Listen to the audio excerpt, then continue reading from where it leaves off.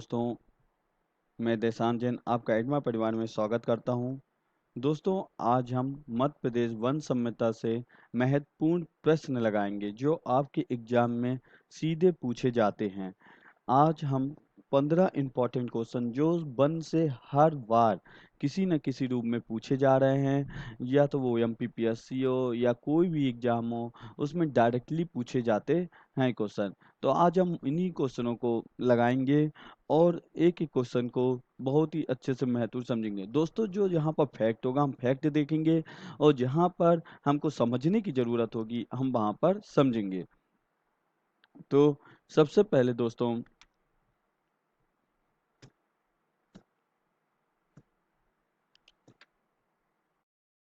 Start करते हैं पहले प्रश्न से। पहला प्रश्न है, प्रदेश में सामाजिक वानिकी योजना कब प्रारंभ की गई है? दोस्तों, आपके पास 4 से 5 सेकंड होगा, आप उसमें बताएंगे आंसर कमेंट बॉक्स में। तो सामाजिक वानिकी कार्यक्रम, तो सबसे पहले मैं आपको बता देता हूँ सामाजिक वानिकी योजना या सामाजिक वानिकी से तात्पर्य क्या है। ठीक है ना, ये सामाजिक वानिकी लिखा हुआ है, इससे तात्पर्य क्या है? सामाजिक वानिकी से तात्पर्य है पर्यावरणीय सामाजिक। ठीक है ना, कुछ पॉइंट लिखते लिखते जाऊंगा जो आपकी डिफिनीशन 3 नंबर में, यदि आप मेंस की भी तैयारी कर रहे होंगे तो उसमें आ जाएगी। तो क्या होता है पर्यावरणीय सामाजिक?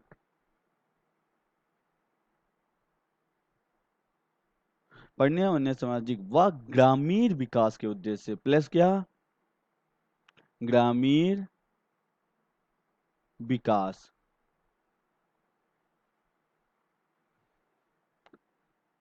इनके क्या दोनों का विकास करना। तो किसका, पर्यावरणीय सामाजिक और ग्रामीण विकास के उद्देश्य से वनों का रोपण, रोपण माने बोना, वनों को उगाना माने वृक्षों को बोना, संरक्षण, प्रबंधन तथा उस पर भूमि का वृक्षारोपण से है। ठीक है ना, तो ये कब प्रारंभ की गई है? 1976 में। ये पहला क्वेश्चन आपका हो गया। दूसरा क्वेश्चन, मध्य प्रदेश में देश का कितना प्रतिशत वन क्षेत्र पाया जाता है? तो मध्य प्रदेश में देश का कितना वन क्षेत्र पाया जाता है? 12.4%। ठीक है ना, ये आपके सामने एक दिख रहा है, ये मान लीजिए पूरा भारत है। ठीक है ना, भारत ये क्या है, 100% है।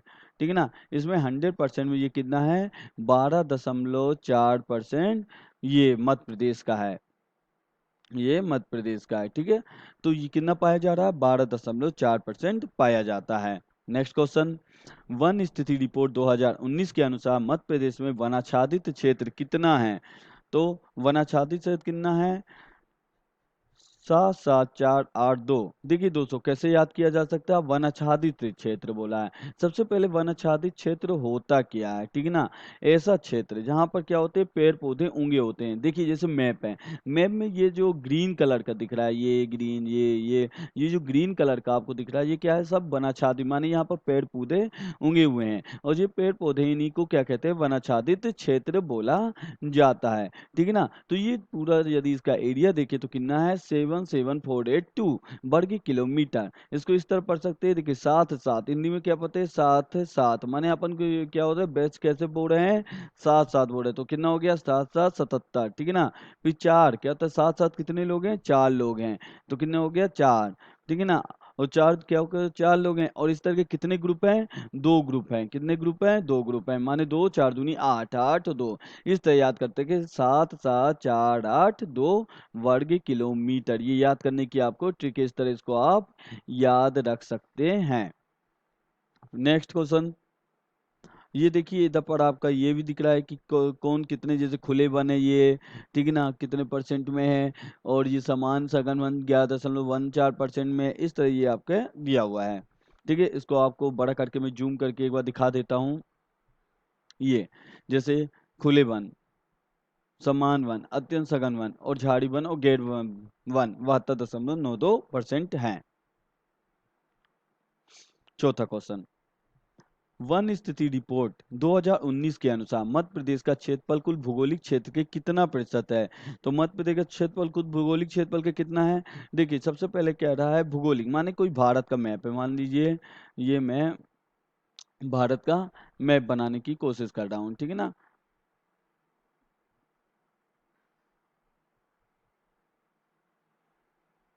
मानता हूँ उतना सुंदर नहीं बन पाएगा, लेकिन कोशिश करते हैं, ठीक है ना। ये भारत का क्षेत्रफल है। ये भारत के क्षेत्रफल में कहाँ है, यहाँ पर मध्य प्रदेश है, ठीक है ना। ये मध्य प्रदेश है। तो बोलता क्या है कि वन स्थिति रिपोर्ट 2019 के अनुसार मध्य प्रदेश का क्षेत्रफल कुल भौगोलिक क्षेत्र का कितना प्रतिशत है। तो मध्य प्रदेश का क्षेत्रफल कितना है, इस भौगोलिक क्षेत्रफल का 30.72%। ये टोटल कितना हुआ, 100% हुआ। और ये कितना परसेंट होगा, 30.72% होगा। नेक्स्ट क्वेश्चन, मध्य प्रदेश का सर्वाधिक फॉरेस्ट एरिया प्रतिशत किस जिले का है। तो मध्य प्रदेश का सबसे बड़ा बालाघाट का है। तो सबसे ज्यादा कहाँ पर है, बालाघाट में। दूसरे नंबर में कहाँ है, छिंदवाड़ा में। तीसरा बैतूल में। चौथा श्योपुर में। और पांचवा डिंडोरी में। ये मैक्सिमम है। और यदि हम मिनिमम की बात करेंगे तो सबसे कम कहाँ पर है, उज्जैन में है। फिर कहाँ पर है, शाजापुर में। फिर रतलाम में, भिंड में और राजगढ़ में। बालाघाट में देखिए तो 4,934 वर्ग किलोमीटर क्षेत्रफल में फैले हुए हैं वृक्ष। नेक्स्ट क्वेश्चन, सर्वाधिक वनाच्छादित राज्य कौन सा है। सर्वाधिक वनाच्छादित राज्य बोला है। तो सर्वाधिक वनाच्छादित राज्य कौन सा है, मध्य प्रदेश है, ठीक है। और यदि हम और माने इसके अलावा मध्य प्रदेश का कितना आपको बता चुका हूँ, कितना है दफा, 7,7,4,8,2 वर्ग किलोमीटर, ठीक है ना। फिर उसके बाद कौन सा है, अरुणाचल प्रदेश है। अरुणाचल प्रदेश का कितना है, 6,6,6,8,8 वर्ग किलोमीटर है। फिर उसके बाद कौन सा है, छत्तीसगढ़ है तीसरे नंबर में। इसका कितना है, 5,6,1,1 वर्ग किलोमीटर है। फिर उसके बाद आता है छत्तीसगढ़ के बाद उड़ीसा का।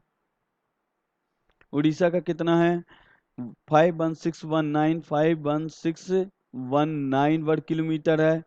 और फिर इसके बाद आता है लास्ट में महाराष्ट्र का।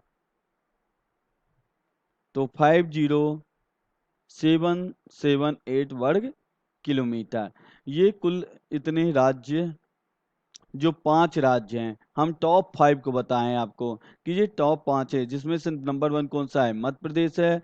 दूसरे नंबर में अरुणाचल प्रदेश, तीसरे नंबर में छत्तीसगढ़, चौथे नंबर में उड़ीसा और पांचवें नंबर पर महाराष्ट्र है।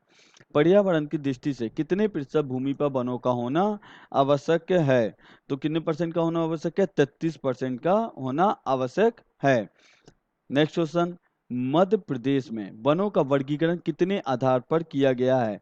तो मध्य प्रदेश में वर्गीकरण कितने, 5 आधारों पर किया गया है। कौन कौन से, प्रादेशिक आधार पर, फिर भौगोलिक आधार पर, प्रजातीय आधार पर, शासकीय आधार पर और वन विभाग के आधार पर, ठीक है ना। प्रादेशिक, भौगोलिक, प्रजाति, शासकीय और वन विभाग, इन 5 प्रकारों में इसको बांटा गया है। नेक्स्ट क्वेश्चन, वन अनुसंधान संस्था देहरादून का क्षेत्रीय कार्यालय मध्य प्रदेश के किस स्थान पर है। तो किसका पूछ रहा है, देहरादून का क्षेत्रीय कार्यालय पूछ रहा है। तो देहरादून का क्षेत्रीय कार्यालय कहाँ पर है, जबलपुर में स्थापित है। आपको हम कुछ इंपॉर्टेंट क्षेत्रीय कार्यालय और संस्थाएं, अनुसंधान और जो विद्यालय हैं वन से रिलेट करके वो पूरे बता देते हैं। तो सबसे पहले कौन सा है, भोपाल में। भोपाल में क्या, Indian institute of forest management का मुख्यालय है। माने इंडियन फॉरेस्ट मैनेजमेंट कहाँ होता है, भोपाल में है। फिर बैतूल में, बैतूल में वन पहरेदारों की ट्रेनिंग स्कूल और वन महाविद्यालय जो 1980 में बना था। फिर बालाघाट में वन प्रबंधन शिक्षा केंद्र और वन राज्य महाविद्यालय 1979 स्थापित है। फिर उसके बाद है जबलपुर वन अनुसंधान संस्थान देहरादून का क्षेत्रीय कार्यालय 1962 में बना है। फिर रीवा वन पहरेदारों को ट्रेनिंग स्कूल है यहाँ रीवा में। और शिवपुरी में प्रादेशिक वन स्कूल स्थापित है। नेक्स्ट क्वेश्चन, मध्य प्रदेश वन्य जीव संरक्षण अधिनियम कब पारित किया गया। तो मध्य प्रदेश वन्य जीव संरक्षण अधिनियम 1974 में पारित किया गया। तो जो वन्य जीव संरक्षित अधिनियम है, ये क्या होता है, अधिनियम क्या होता है, सबसे पहले हमको अधिनियम जानना पड़ेगा, ठीक है ना। तो सिंपल भाषाओं में यदि इसको बोला जाए तो आपने संसद सुना होगा, ठीक है ना। संसद क्या होती है, president plus Rajya Sabha plus Lok Sabha से मिलके क्या बनती है? संसद बनती है। यदि सिंपल लैंग्वेज में भी कहते हैं इसको हटा के, तो लोकसभा प्लस राज्यसभा को मिला के संसद बनती है, ठीक है ना। अब जब कोई बिल या कोई विधान इनसे पारित हो जाती है, इन दोनों से, या कहे सीधे शब्दों में संसद से जब दोनों से पारित होगा तो संसद से पारित हो जाता है, उसे अधिनियम बोला जाता है। मान लो कैसे, जैसे, और यही राज्य में क्या होता है, यदि हम राज्य की बात करें तो राज्य में होता है विधानसभा प्लस विधान परिषद से कोई भी बिल पारित हो जाता है तो उसे क्या कहते हैं? विधेयक, अधिनियम कहा जाएगा। अब देखो इधर पर क्या होता है, मान लीजिए कोई संसद में बिल आया। बिल क्या होता है? सबसे पहले ये कोई बिल आया, जब संसद विधानसभा में किसी विषय को प्रस्तावित करते हैं उसे विधेयक को बिल कहते हैं, ठीक है ना। अब ये कैसे बिल क्या होगा, माने आप जो मान लीजिए बीजेपी की सरकार है, ठीक है ना। बीजेपी की सरकार ने एक नियम लाया संसद के अंदर कि किसी व्यक्ति के 5 मीटर से लंबे बाल नहीं होने चाहिए, ठीक है ना। अब क्या हुआ, 5 मीटर से, माने अब इसने लिया आया और ये बिल लाया। अब ये बिल क्या होगा, जाएगा लोकसभा में। सबसे पहले क्या लाया उसने, एक बिल लाया। बिल क्या होगा, लोकसभा में या राज्यसभा में जाएगा, ठीक है ना। लोकसभा में गया, लोकसभा में क्या हुआ, ये पारित हो गया। फिर राज्यसभा में गया, ये पारित हो गया, ठीक है ना। यदि इनमें से कोई भी पारित नहीं होता है तो वो नहीं माना जाएगा, ठीक है ना। अब इन दोनों में क्या हुआ, पारित हो गया।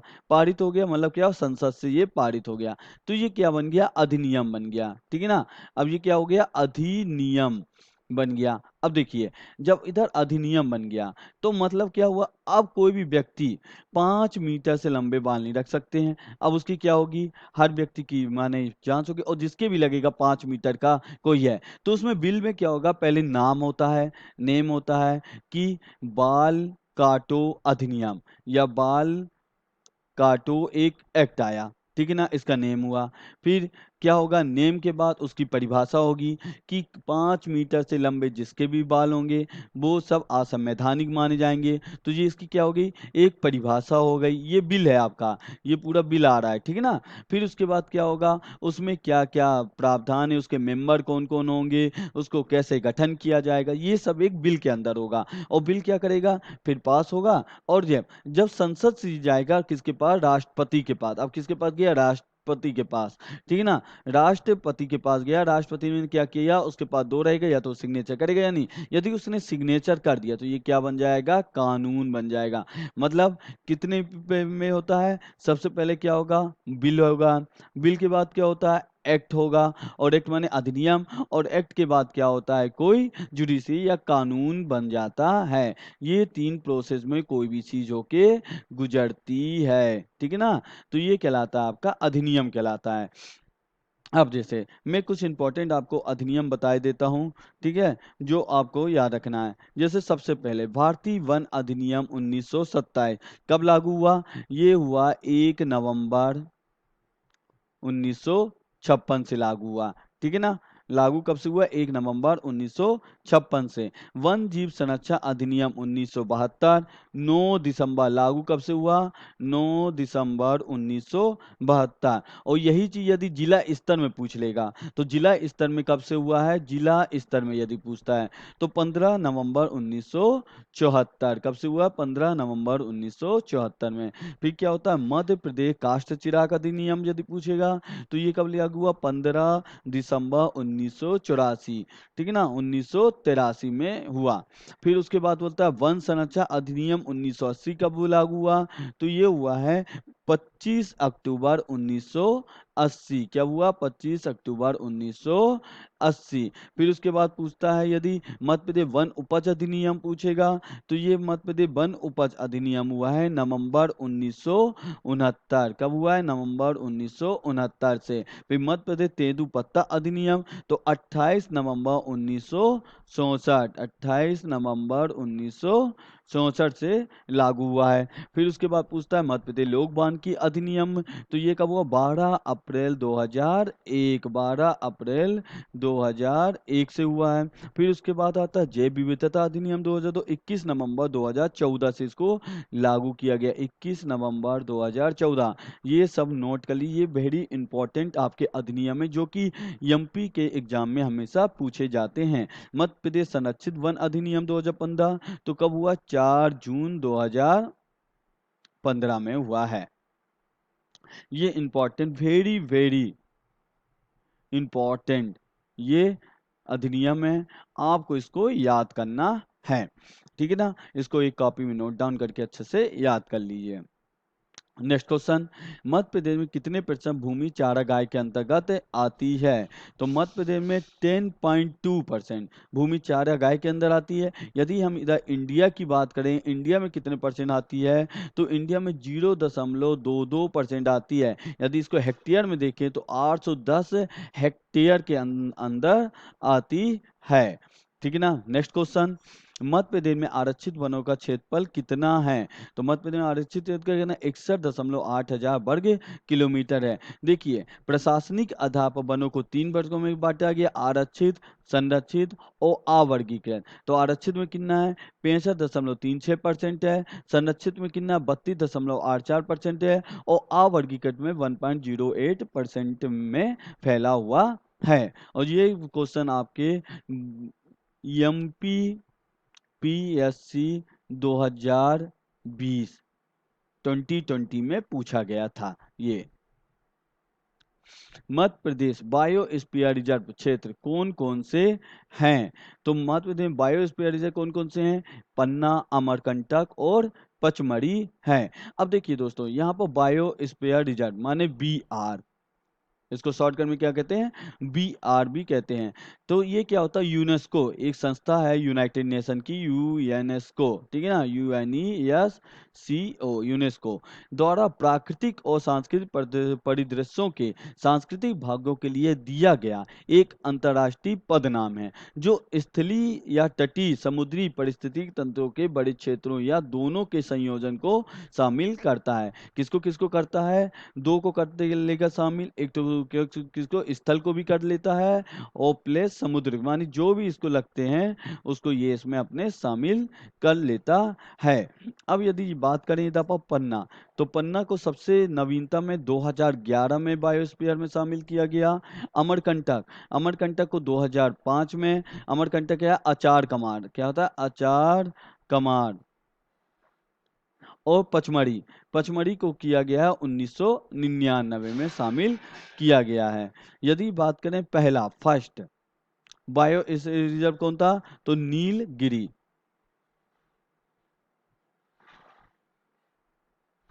1986 में फर्स्ट पहला था। नेक्स्ट, तेंदु उत्पादन करने वाला प्रथम राज्य कौन सा है? तो मध्य प्रदेश है तेंदु उत्पादन करने वाला। यदि बात करें सबसे कम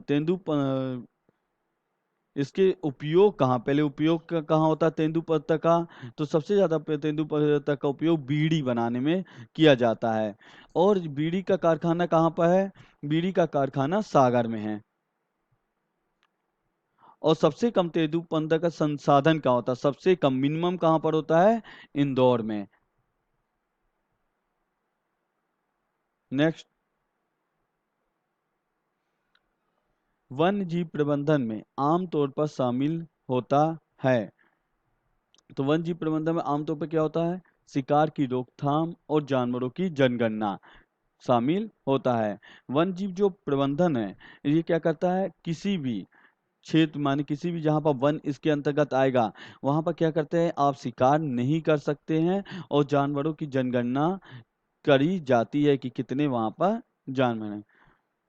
ये कुछ इम्पोर्टेंट क्वेश्चन थे जो कि हर ये गवर्नमेंट एग्जाम में पूछे जाते हैं, वो चाहे एमपी पीएससी हो या एसआई हो या पटवारी, कोई भी एग्जाम हो, वहाँ पर वन से संबंधित ये कुछ क्वेश्चन थे जो हर बार पूछे जा रहे हैं। तो इसे आप नोट डाउन कर लीजिएगा और इस वीडियो को 2 से 3 बार देखिएगा तो आपको ये समझ में आ जाएँगे। आपको वीडियो कैसी लगी हुई है? आप ज़रूर बताएँ, लाइक करें और कमेंट करें। धन्यवाद।